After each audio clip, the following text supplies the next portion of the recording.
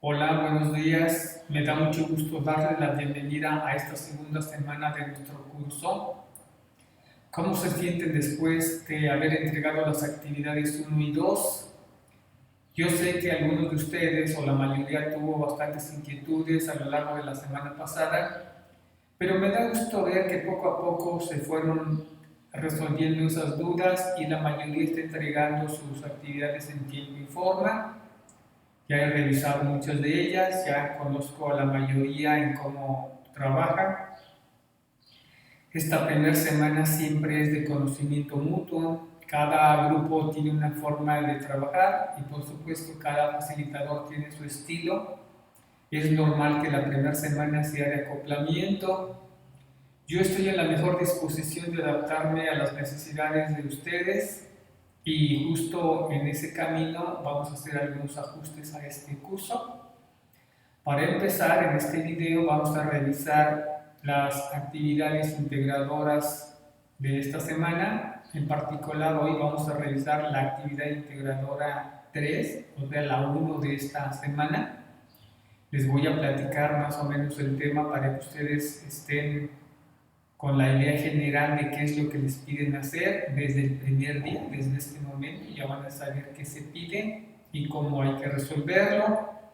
A partir de esta información, ustedes podrán generar dudas y preguntarme dudas particulares sobre lo que no quede claro en el video que viene a continuación sobre la actividad integradora 1 de esta semana. Yo espero que esta forma de trabajar les acomode más, pero insisto, estoy en la mejor disposición de acoplarme a sus necesidades. Vía mensajero, vía el foro de Aprendiendo Cálculo, ustedes me pueden manifestar sus inquietudes y yo trataré de adaptarme a ellas lo mejor posible para beneficio de todos. Todos tenemos una meta en este módulo que es lograr los objetivos de aprendizaje que están ahí plasmados y mi función principal es apoyarlos para lograr esos objetivos. Bueno, una vez más, bienvenidos a esta segunda semana y revisemos entonces el material que he preparado para esta actividad integradora 3 de esta segunda semana de nuestro módulo. Vamos a ver en qué consiste y quedo en espera de sus dudas y comentarios en el foro de Aprendiendo Cálculo. Veamos en qué consiste.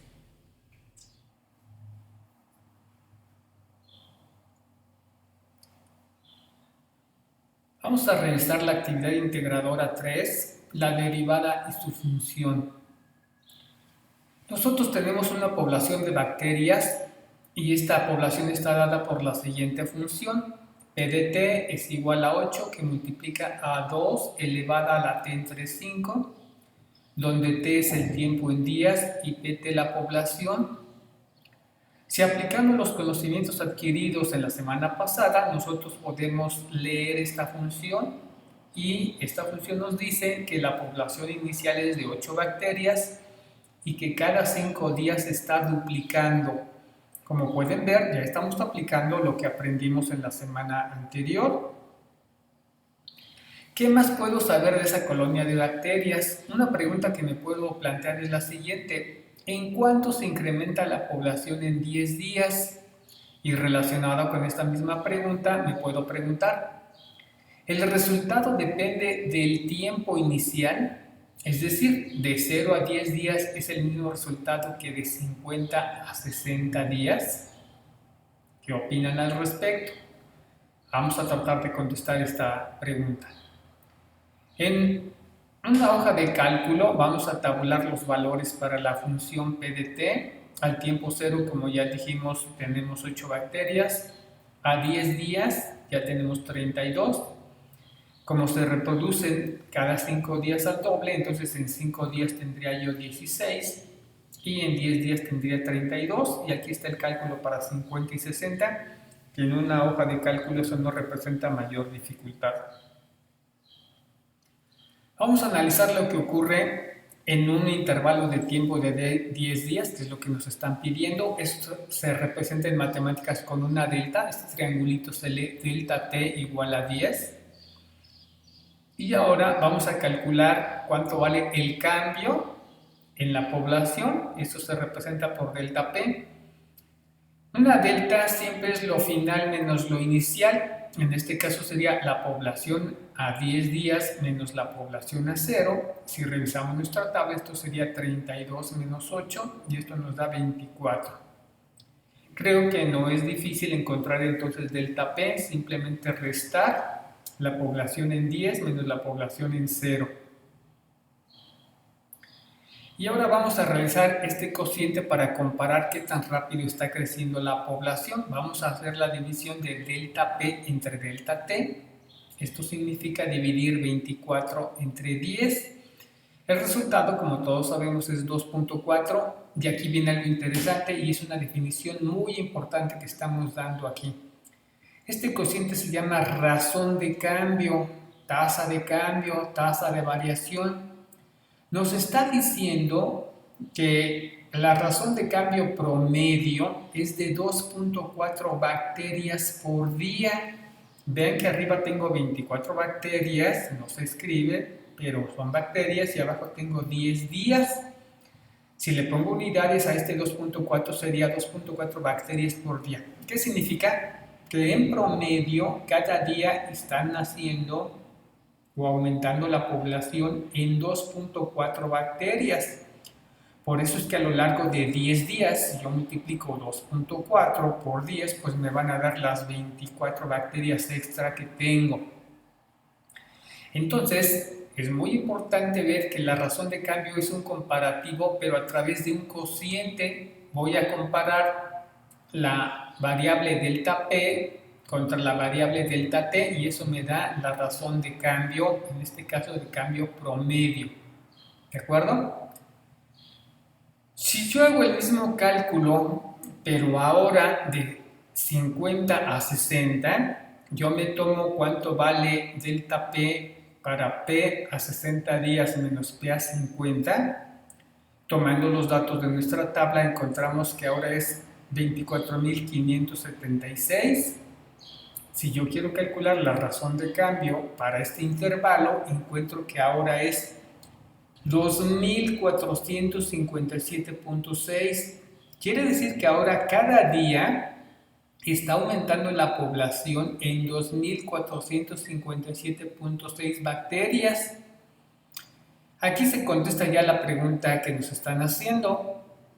¿Es lo mismo de 0 a 10 que de 50 a 60? La respuesta obvia es no. Está creciendo la población más rápidamente cuando llegué a 50 días que cuando empiezo a contar el incremento de la población. Esto me lleva a deducir, creo de una manera inmediata, que delta P entre delta T, la razón de cambio no es constante, sino que dependerá del valor inicial que tome. 0, 10, 50, 60, etc. Ahora vamos a fijarnos en lo que ocurre si yo me acerco a un tiempo inicial en particular. Voy a suponer que yo tengo el tiempo t igual a 10, ya dijimos que la población es 32, ahí aparecen los ceros nada más para indicar los decimales que aparecen a continuación en la tabla, y esto le llamamos tiempo inicial y población inicial. En pocas palabras, yo estoy en el día 10 con una población de 32 y digo, bueno, ¿cuál será la población a 20 días? Bueno, en mi tabla puedo encontrar eso fácilmente y me dicen que a 20 días es 128. Si yo encuentro delta T para estos dos datos, el cambio en el tiempo sería 20 días menos 10 días, pues el cambio delta T es 10 días. Si yo encuentro delta P, que sería la población a 20 menos la que tengo inicialmente, que es 32, pues aquí lo tengo, 128 menos 32 me da 96. Y aquí voy a calcular la razón de cambio promedio. Voy a calcular delta P entre delta T y mi tabla me lo hace en automático. Simplemente estoy dividiendo esta columna donde tengo delta P entre la columna donde tengo delta T. Y obviamente 96 entre 10 pues me da 9.6. Quiere decir, y bien qué interesante, que en una hoja de cálculo es muy fácil calcular la razón de cambio. Yo estoy afirmando en este momento con la información que dispongo que en promedio de 10 a 20 días aumenta la población en 9.6 bacterias. Yo me puedo hacer la siguiente pregunta: ¿cómo cambiará la población no de 10 a 20, sino de 10 a 15? Si yo hago este cambio, ahora sería delta T sería 15 menos 10, 5. La población en 15 menos la población en 10 sería 64 menos 32. Me queda 32 y la razón de cambio ahora sería 6.4. Quiere decir que de 10 a 20 días la razón de cambio es de 9.6, pero de 10 a 15 días es de 6.4. Esto no nos sorprende porque ya sabemos que la razón de cambio no es constante, sino que depende de los valores inicial y final que yo tome. Vamos a continuar nuestro estudio. Pero ¿qué tal si ahora en lugar de tomar 15 días tomo 11 días? Si yo tomo 11 días, quiere decir que delta T vale 11 menos 10, me queda 1. Y delta P sería la población a 11 días menos la población a 11 días menos la población a 10 días, que es 32. Esto me queda 4.758.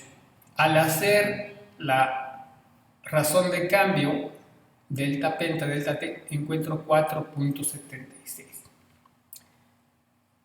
Quiere decir que la razón de cambio en un día es de 4.76, en 5 días es de 6.4 y en 10 días de 9.60. Pero todavía me puedo preguntar más y en lugar de tomar un día completo puedo tomar medio día y poner como tiempo final 10.5. En ese caso, realizando los mismos cálculos, encuentro que la razón de cambio es 4.59. Observo que ya se parece mucho a la anterior. Ahora me tomo un intervalo de tiempo todavía mucho más pequeño, 1/10 de día, y ahí encuentro que la razón de cambio es 4.47. Me tomo todavía un tiempo más pequeño, 1/100 de día, y la razón de cambio es 4.44. Y finalmente me tomo 1/1000 de día de diferencia y obtengo 4.44. Ustedes se estarán preguntando, ¿y para qué queremos hacer esto? Bueno, imaginen ustedes, estamos estudiando la población de México y queremos encontrar la tasa promedio de nacimientos en el año 2015. Y la encuentro, me va a dar un valor. Pero ¿qué tal si a mí me interesa conocer nada más la primera mitad del 2015, es decir, los primeros 6 meses? Estarían de acuerdo que la población no creció igual, seguramente, en todo el año que en los primeros 6 meses. Pero también me puede interesar, y digan si no, tiene relevancia, preguntarme cuánto creció la población en enero nada más del 2015. Pero todavía puedo preguntarme y decirme, ¿y cuánto creció la población en la primera semana de enero? En el primer día de enero, en el primer mediodía de enero. Así puedo irme hasta decir cuánto creció la población en el primer minuto. Yo tengo el conocimiento de saber cuántos niños nacieron en el primer minuto del año 2015. Esto, espero que lo vean, nos está llevando a tomar valores cada vez más pequeños de la población. A partir de un punto inicial 10, me pregunto cuánto creció la población en un delta T cada vez más pequeño. Esto es lo que le vamos a llamar razón de cambio instantánea. Si yo tomo todo el año tengo un promedio, si tomo 6 meses tengo un promedio, si tomo un mes es un promedio. Pero yo quisiera saber en este momento cuál es la razón de cambio instantánea, no la anual, no la mensual, sino la instantánea. Entonces, aquí vamos a aplicar lo que ya aprendimos en la semana pasada. Para lograr eso, lo que tenemos que hacer es calcular el límite de la razón de cambio promedio, delta P entre delta T, para delta T cada vez más pequeño. Es por eso que en nuestra tabla se revisan delta T cada vez lo fuimos tomando más pequeño. Y si tomamos el límite, como sabemos hacerlo, lo que encontremos se llama la razón de cambio instantánea. Quiere decir que lo que tenemos acá al final de nuestra tabla 4.44 se acerca a la razón de cambio instantánea. Todavía no lo es porque todavía delta T no es 0, es muy cercano a 0.001, pero no es 0. Pero al menos ya se ve que se acerca bastante a este valor.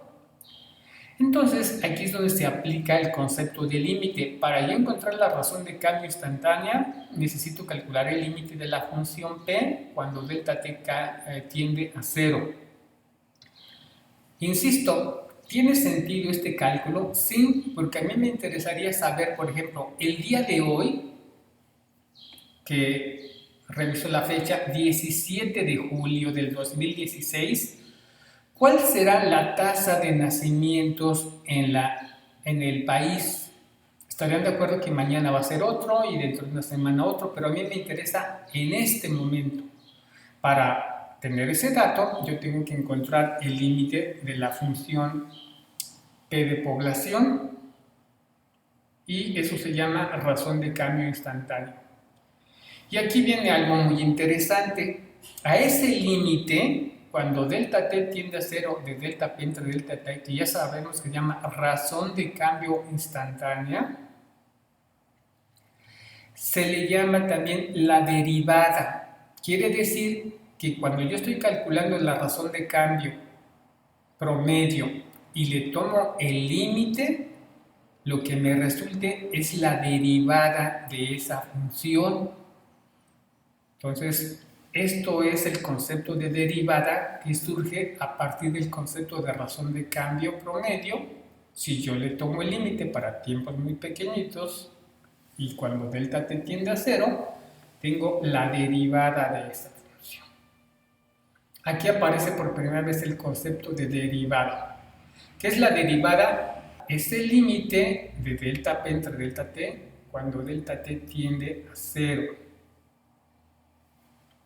Se acostumbra a denotar la derivada por una prima, entonces el límite de delta P entre delta T cuando delta T tiende a 0 es P' de T, eso simboliza, calcula la derivada de la función P de T.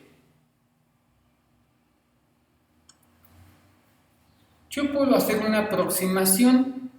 Si tengo delta T pequeños, tiempos muy pequeños, puedo aproximar que delta P entre delta T es aproximadamente igual a la derivada, ¿sí? Se parece a la derivada. Y con esto yo tengo una fórmula donde puedo despejar delta P, que aquí la tengo, y puedo encontrar el cambio en la población es igual al producto de la derivada de la función multiplicada por delta T. Esta fórmula es muy útil, se usa mucho en los cálculos en casos donde tengo variación de una variable respecto a otra y es la que necesitamos para realizar nuestra actividad que nos están pidiendo, ¿sí? Esta fórmula me permite calcular cuánto cambia la población, más general, cuánto cambia la variable P respecto a la variable T, si yo conozco el cambio en la variable T y la derivada de la función que estoy estudiando. Vamos a poner un caso concreto. Nosotros tenemos ya la población de bacterias dada por esta función que me la tienen que dar. Esto yo lo tengo que conocer. Una función para la población de bacterias. Y me dicen, ¿en cuánto se incrementa la población en 2 días después de transcurridos 100 días? ¿Sí? Yo quiero saber en 2 días cuánto se incrementa. Pero ¿a partir de cuándo esos 2 días? Pues me dicen, a partir de los 100 días, yo quiero saber en 10 días cuánto creció la población. ¿Qué es lo que necesitamos saber? Pues nosotros tenemos que saber cuánto vale la función que estoy estudiando, el tiempo en el cual quieren que haga la evaluación, en este caso a los 100 días. Le voy a provocar un cambio al tiempo a partir de los 100 días de 2 días, en este caso. Y debo de conocer la derivada de esta función, la derivada de la población que se representa por P'. Y me dicen que es 8/5 del logaritmo de 2 por 2 elevada a la t entre 5. En este momento, por favor, no se preocupen por cómo se obtuvo la derivada. En este momento esta información me la van a proporcionar. ¿Por qué? Porque de lo que se trata en esta primera actividad es que veamos la aplicación de la derivada, dónde se aplica, para qué se aplica. Posteriormente aprenderemos a derivar, pero en este momento por favor no se preocupen por ese hecho. No saben derivar, se parte de eso y no se requiere para esta actividad. Ya que tengo esta información, el tiempo, la función, perdón, el tiempo delta t y la derivada de la función p, voy a evaluar la derivada, o sea, esta función la voy a evaluar en el tiempo t, en 100, después de hacer los cálculos, me obtengo este valor. Si ya tengo eso, voy a usar mi fórmula. ¿Cómo calculo el cambio en la población a partir de conocer la derivada de la función y el incremento en el tiempo? Pues ya nada más sustituyo y me va a quedar, pues delta p es igual a la derivada, que aquí la tengo, 1.162.907.9 por delta t, que aquí dice que vale 2, y me dice que la población está variando en 2.325.815.9. Bien, esto es una aplicación de la derivada al cálculo del cambio en la población. Puede ser el cambio en cualquier otra variable. Si yo conozco cómo está incrementándose el tiempo. Espero que con esto ya tengan una idea de cómo realizar su actividad integradora 1. Es casi seguro que tengan muchas dudas. Todas son bienvenidas en el foro de Aprendiendo Cálculo. Por favor, esto es apenas el inicio de este aprendizaje. No se preocupen si tienen muchas dudas sobre lo aquí expuesto, es normal. Lo anormal sería no tener dudas. Espero recibirlas y contestarlas de tal manera que desaparezcan. Nos vemos en el foro de Aprendiendo Cálculo. Hasta luego.